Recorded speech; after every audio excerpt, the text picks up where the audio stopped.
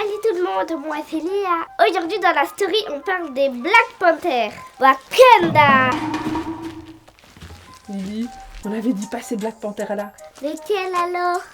Les Black Panthers avec le béret, la veste en cuir, le poing levé, ça te dit quelque chose? Non. Bon les gars, si vous aussi vous êtes comme Lily, vous inquiétez pas, on est dans la story, je vous raconte tout.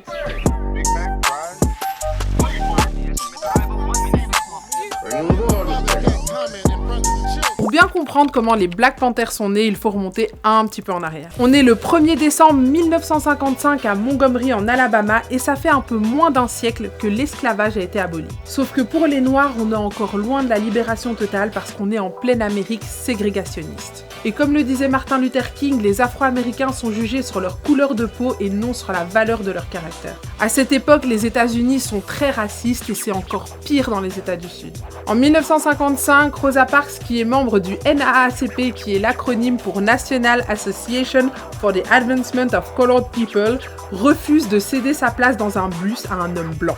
Et elle a décidé de faire ça en protestation aux lois ségrégationnistes. Et cette histoire qu'on connaît tous nous rappelle l'intervention de Martin Luther King qui était connu pour sa lutte non violente pour les droits civiques. Il avait décidé d'organiser un boycott de la compagnie de bus de Montgomery qui a duré 380 jours.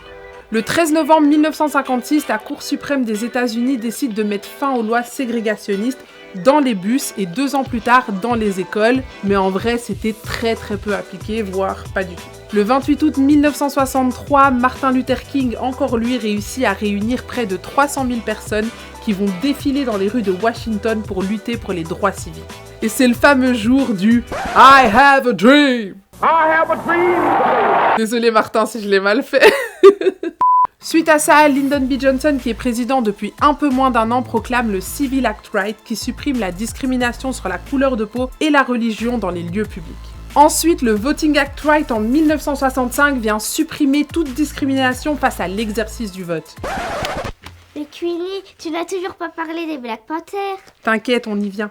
Le problème à cette époque, c'est que certes, les lois sont en train de changer, mais sur le terrain, on est encore loin de les appliquer. Et ça, c'est exactement ce que Malcolm X dénonçait.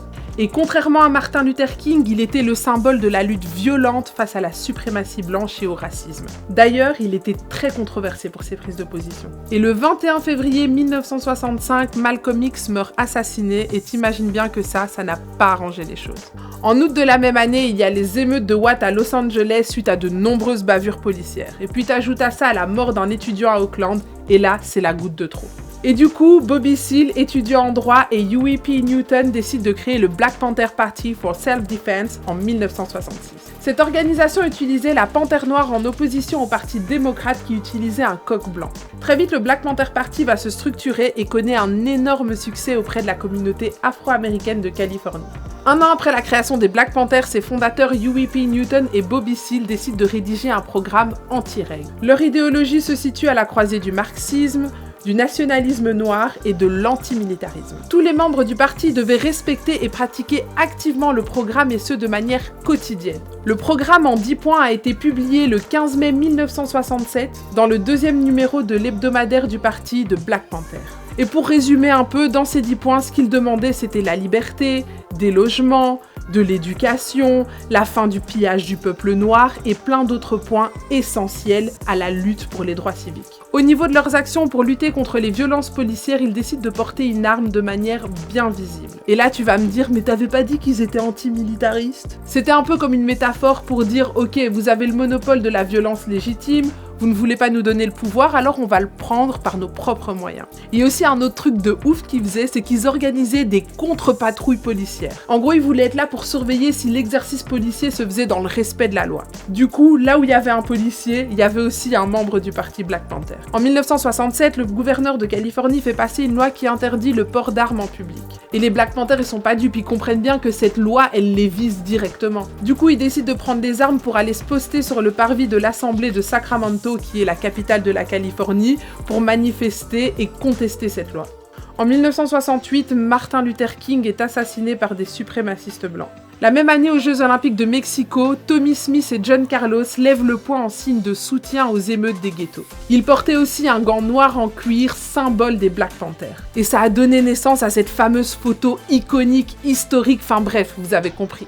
Le sentiment de fierté d'être noir se fait de plus en plus ressentir, que ça soit à travers la musique, avec le jazz, ou la création du hip-hop, ou encore dans le fait que les femmes noires se mettent à porter fièrement leur afro, encouragées par des figures comme Angela Davis. Les Black Panthers vont aussi mettre en place différents programmes sociaux hyper intéressants, comme par exemple la distribution de petits déjeuners tous les matins parce qu'ils s'étaient rendus compte que les enfants afro-américains partaient souvent à l'école le ventre vide. Ils ont aussi créé des cliniques, des centres sociaux, des navettes entre les ghettos et les prisons, bref, ils étaient vraiment hyper utiles à leur communauté. Forcément, le Black Panther Party dérange. Le FBI va même aller jusqu'à créer de faux chefs d'accusation contre plusieurs membres du parti. Du coup, au début des années 70, le parti va peu à peu se déstructurer, emmenant avec lui les espoirs de toute une communauté.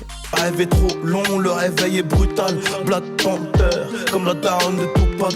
Et oui, comme Nino l'a dit dans son son La vie qu'on mène, la daronne de Tupac, Assata Shakur, faisait partie des Black Panthers. Elle faisait même partie du groupuscule de la Black Liberation Army. Eux, ce qu'ils voulaient, c'était l'autodétermination des Noirs américains. Ils allaient même jusqu'à organiser des braquages. Du coup, en 1971, elle va être arrêtée, puis elle va réussir à s'évader de prison en 1979 et va aller se réfugier à Cuba. Aujourd'hui, les mentalités ont énormément avancé, mais le combat n'est pas encore terminé.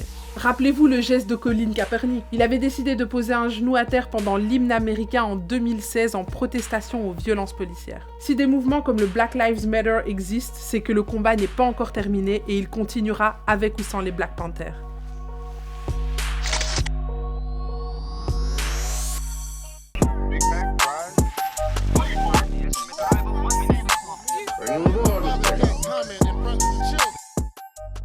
Si vous n'êtes pas encore abonné à Tarmac, c'est le moment de le faire.